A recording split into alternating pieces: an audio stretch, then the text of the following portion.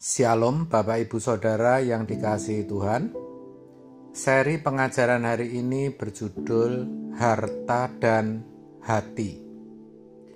Saudara, harta dan hati itu sangat sulit untuk dipisahkan. Itulah sebabnya dikatakan dalam Matius 6 ayat 21, karena di mana hartamu berada, di situ juga hatimu berada.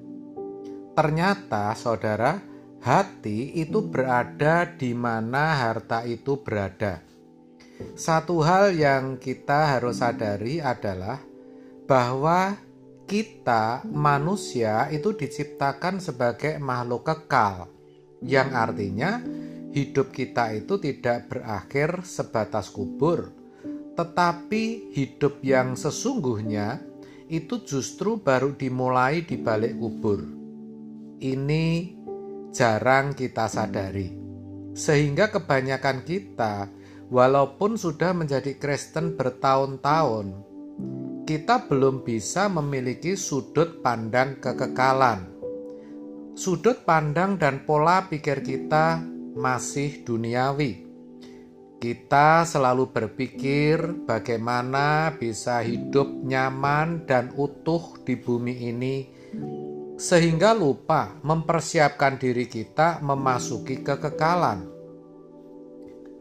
Akibatnya, hidup kita selalu ada dalam perjuangan untuk memperoleh sebanyak-banyaknya di bumi ini. Padahal, Tuhan tidak menginginkan kita meraih sebanyak-banyaknya apa yang dapat diraih di bumi ini, tetapi tidak meraih apa-apa yang bernilai kekal. Itulah sebabnya Tuhan berfirman, "Janganlah kamu mengumpulkan harta di bumi. Di bumi ngengat dan karat merusaknya dan pencuri membongkar serta mencurinya. Tetapi kumpulkanlah bagimu harta di sorga. Di sorga ngengat dan karat tidak merusaknya dan pencuri tidak membongkar serta mencurinya." Matius 6 ayat 19-20. Di bagian lain dikatakan, apalah gunanya engkau memperoleh seluruh isi dunia ini kalau engkau kehilangan nyawamu. Sebenarnya ayat-ayat itu peringatan, saudara, karena Allah Bapa kita tentu menghendaki kita sebagai anak-anaknya bisa mencapai keberhasilan dan sukses yang berkualitas sempurna sesuai dengan standar Allah Bapa. Maka dalam hal ini kita harus belajar untuk sungguh-sungguh mengerti apa yang Allah kehendaki, bagaimana versi keberhasilan menurut Tuhan itu. Ingat, kita hanya punya satu kali kesempatan hidup di bumi ini, yang mana tidak lebih dari 100 tahun. Dalam waktu yang singkat itu, kita harus sudah bisa menempatkan Tuhan sebagai satu-satunya harta kita, satu-satunya yang ada di hati kita, yang kita butuhkan, yang menjadi satu-satunya kebahagiaan dan yang bisa memuaskan hati dan jiwa kita. Untuk itu, kita harus melihat segala sesuatu dari sudut pandang kekekalan, saudara. Faktanya tidak banyak orang yang sudah bisa menyeberang, melintasi batas.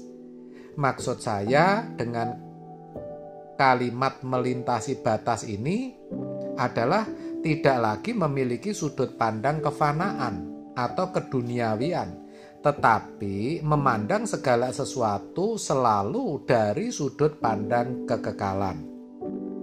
Hal ini jujur hanya bisa dialami oleh orang yang mau belajar kebenaran firman Tuhan dengan benar dan juga bergaul dengan Tuhan, sehingga mengalami perjumpaan yang nyata dengan Tuhan. Dua hal itu merupakan satu kemutlakan. Memang hal ini perlu waktu dan harus melewati sebuah proses. Itulah sebabnya Rasul Paulus berkata, pikirkan perkara yang di atas, bukan yang di bumi. Kolose 3 ayat 2. Pikirkan perkara yang di atas itu tidak mudah, karena kita mesti bisa memindahkan hati kita ke kerajaan surga, sementara kita masih ada di bumi ini. Terus terang saudara, belum banyak orang Kristen yang bisa, karena umumnya masih punya banyak kegemaran dan kesukaan dari fasilitas dan hiburan yang ada di dunia ini. Bahkan memang itu terkesan berlebihan kalau kita bicara memindahkan hati kepada kerajaan surga. Terkesan munafik dan tidak realistis. Namun, kita tetap harus berkomitmen memaksakan diri. Tanpa memiliki komitmen, selera jiwa kita tidak akan berubah, saudara. Dan kita tidak bisa bertumbuh dalam hal kerohanian kita. Maka kita harus paksa diri kita. Kita harus terus berusaha mengarahkan hati kita kepada Tuhan. Lalu kita membuat komitmen-komitmen, janji-janji, sumpah atau perjanjian dengan Tuhan. Kalau itu kita lakukan, kita akan merasakan pertolongan Tuhan sehingga kita bisa memenuhinya. Walaupun memang sering kita berpikir tidak akan sanggup memenuhinya, tetapi kita harus memiliki niat dan tekad untuk itu. Terkesan ada unsur munafik ya saudara, tetapi kita serius mau mencapai apa yang Tuhan mau. Lalu apa yang terjadi? Tuhan pasti akan menggarap hidup kita dengan banyak persoalan, dengan banyak pergumulan dan kepedihan hidup. Itulah proses yang akan membawa kita melintasi batas, yaitu membuat kita bisa memindahkan hati kita ke dalam kerajaan surga. Walaupun kenyataannya sekarang kita belum sempurna, tetapi kerinduan kita akan Tuhan yang bulat akan menjadi semakin kuat. Keberanian kita untuk dijemput pulang Tuhan ke rumah Bapa pun bertambah pasti. Percayalah, Tuhan menilai baik dan pasti menghargai kenekatan kita. Jangan dengar kata orang yang mengatakan itu tidak masuk akal, tidak realistis. Karena begini, justru kesadaran kita akan singkatnya hidup dan kenyataan kekekalan yang segera akan kita alami menjadikan itu semua realistis. Apalagi kalau melihat orang susah, orang menderita. Di sana kita melihat tragisnya hidup. Sebaliknya, ketika kita melihat orang beruntung, rumah mewah, pesta, kendaraan mobil mewah, dan lain-lain, kita melihat juga tragisnya hidup.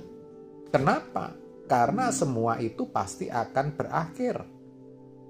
Maka jika kita bisa menghayati hidup dari sudut pandang ini, kita baru bisa mengerti versi keberhasilan, versi sukses yang benar di pemandangan Tuhan.